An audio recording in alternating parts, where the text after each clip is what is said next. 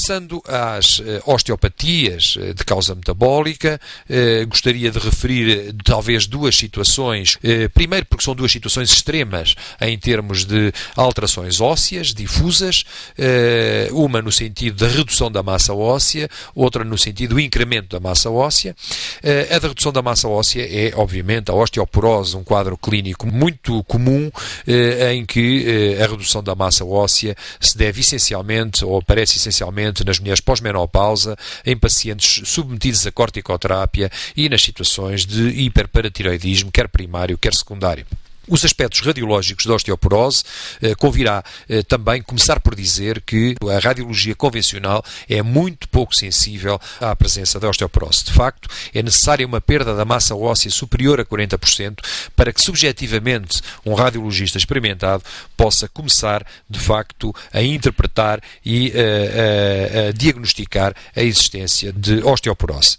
Os sinais radiológicos são os que resultam da redução da espessura do córtex, da rarefação das trabéculas e, finalmente, aparecem depois, à medida que o osso se torna quantitativamente deficitário, uma vez que qualitativamente este osso é normal, aparecem os colapsos vertebrais, as fraturas, eventualmente fraturas com traumatismos mínimos, nomeadamente das costelas, e, sobretudo, a outra grande complicação, que é a fratura do colo do fémur.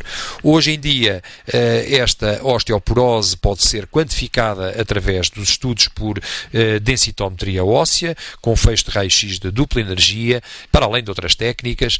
Pensa-se que no futuro próximo também técnicas ecográficas poderão ajudar, de facto, a quantificar a osteoporose, mas hoje a técnica, de facto, mais comumente utilizada é a densitometria.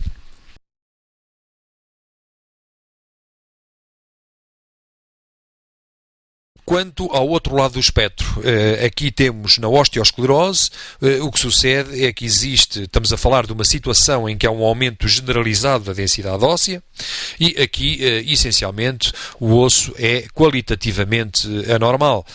Pode ser uma forma generalizada ou localizada. Em geral, se é uma forma congénita, falamos de osteopetrose, em que há, de facto, uma anomalia congénita em que o osso se torna completamente, todo o esqueleto é um esqueleto extremamente denso, não sendo possível, inclusivamente nos ossos longos, de distinguir entre o canal medular e a cortical óssea.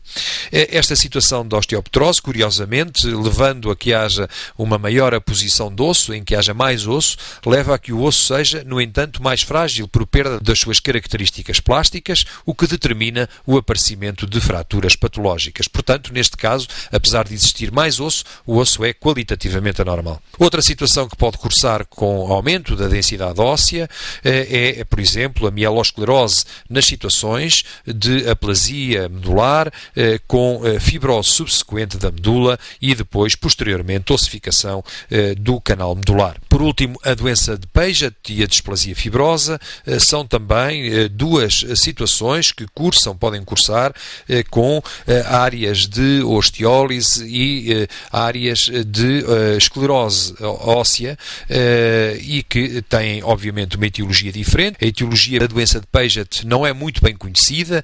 Pensa-se que poderá existir, de facto, um componente viral na sua origem e as alterações ósseas são muito típicas, com uma grande desorganização da arquitetura trabecular, um espessamento ósseo evidente e também, infelizmente, uma fragilização óssea muito marcada. O osso está como que aumentado e amolecido.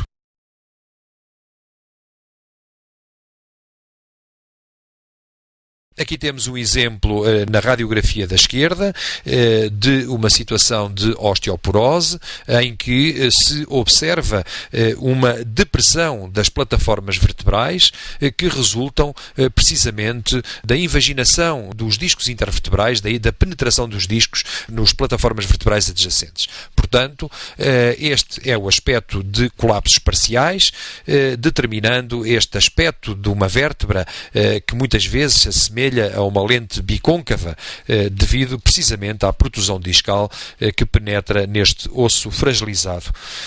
Na imagem da direita vemos um aspecto de osteopetrose, portanto a tal anomalia congénita onde existe a deposição óssea generalizada. Como se vê, o canal medular do fémur é praticamente ilegível, quase não existe, e à direita, como podemos também observar, existem sinais de fraturas com um traço de fratura perfeitamente retilíneo, transversal, claramente uma fratura em osso patológico.